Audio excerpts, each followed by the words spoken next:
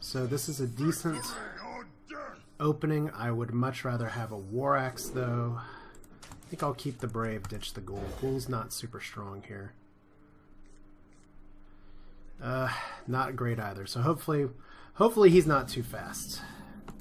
So we got good 3-drops. It's really funny how once upon a time the story of the day was, well, you don't want too many 3-drop cards in your hand. And I was working on my EU account actually trying to rebuild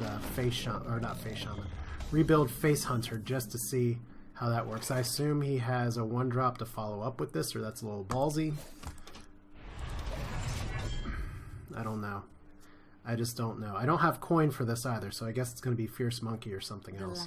So there's your 1-drop. There's his coin play. So he's going all out early.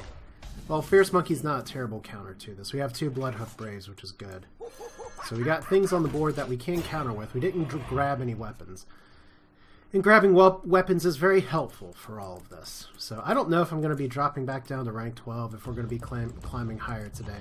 It's kind of funny in a way where some of my best sort of Zen state gaming seems to happen when I am just kind of rolling around, and it's not a taunt totem. Okay, good. So, question the first. Maybe we'll get an answer here. Karen is okay. Do I just want to charge and take out the Totem Golem? Neither of these things are huge threats on their own. What's the worst kind of play that could happen? A taunt that would block this off, so I feel like I need to take care of it. We can combine Whirlwind for Acolyte of Pain to get something else later. We also have Bloodhoof Brave Whirlwind, which would deal with the Acolyte. The Healing Totem will stay up. Don't worry, loves. The cavalry. So Horse Rider, so we're looking at face aggro. That means Bloodhoof is... That means Bloodhoof's very good. Bloodhoof Whirlwind or Bloodhoof Ichor. I mean, we could try and get a little greedier and go for Bloodhoof. Try and wait for next turn with the Whirlwind, but I don't think that's the right move. So we'll go ahead and just do this.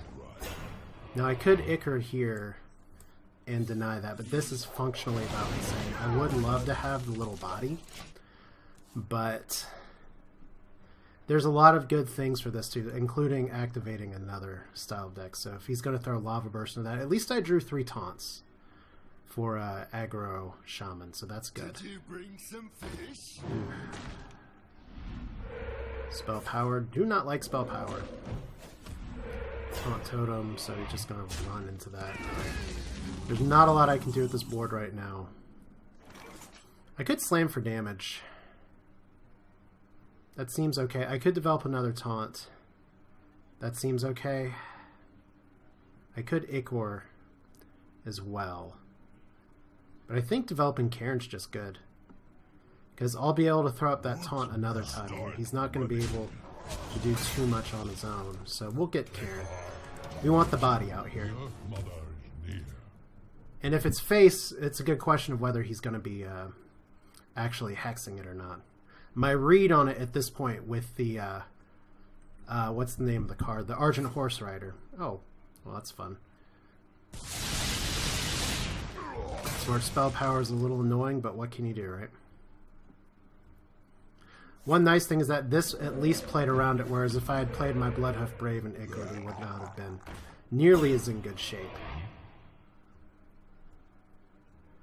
Alright, so he's sacrificing that. Okay.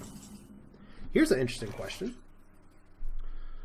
I'm going to assume that the right play here is to slam this for a card draw and run Karen into it. He's starting to get a little low on cards, and he has a lot of totems up. That was, I believe, a freebie. No, it's a 1. Alright, so we could slam or we can Ichor.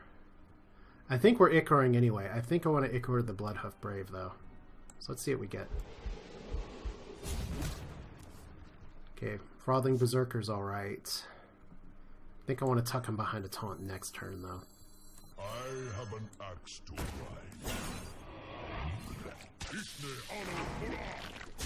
Alright, so second bit of health here. He's gotta have something. Famous last words. He's spell power totem still up, which is really annoying. Alright. We haven't drawn into any of our weapons yet, which is a little sad, but you know what? We're holding on with versus super duper aggro here. So we really need a War Axe, we need a good Malcrook. At least we can take some solace in the fact that the Frothing would have died, and now we're taking face damage. Alright.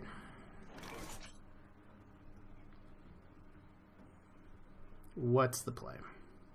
Pretty sure that's just getting slammed. Because that's immediate board pressure. We don't get a card draw out of it, which stinks. I wonder.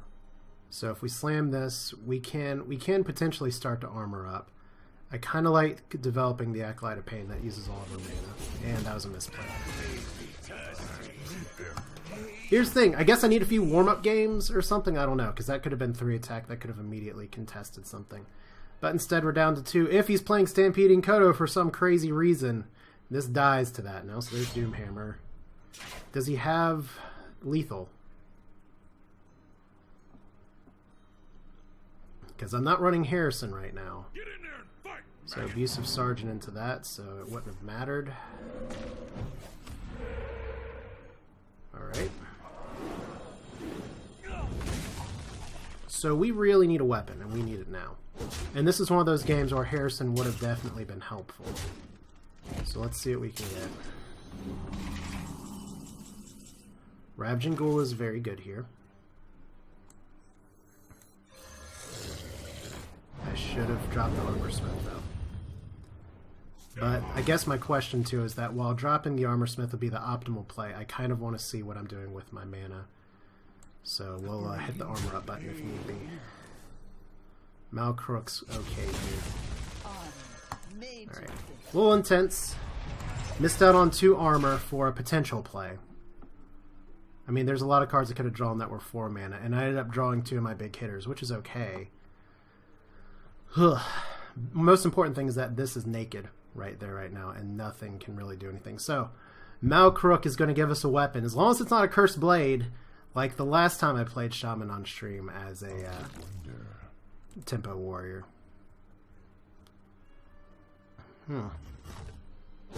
Curious.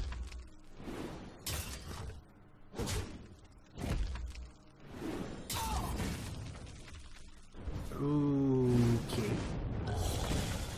That is really good news for me if I've put him in panic mode and now he's controlling the board. Alright, Frothing is good. Let's see what Malcrook gives us. It's not Cursed Blade, it's Gladiator's Longbow. Amazing. Alright. That's incredible. Wow. That is so true. Okay. I am not out of the woods yet by any stretch of the imagination, though. So Tunnel Trog is good for me, as long as he doesn't have another good Overload card. Alright, so I can Trog this, because Trog no stupid. Trog's just going to get Gladiator. If he values his life, he's going to take 7 damage there. That's okay.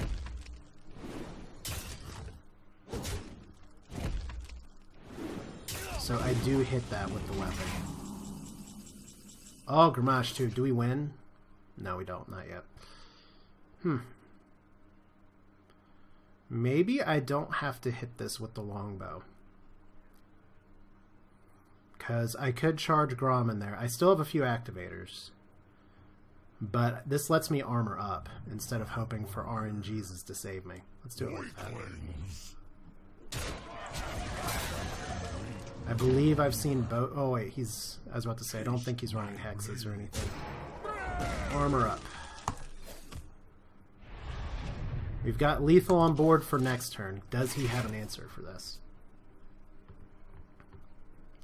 And Ragnaros is another one of those cards that I'm wondering, do I want to keep it in the deck or not? Right now, it works especially as a counter to control matchups when I face it. So he's still in.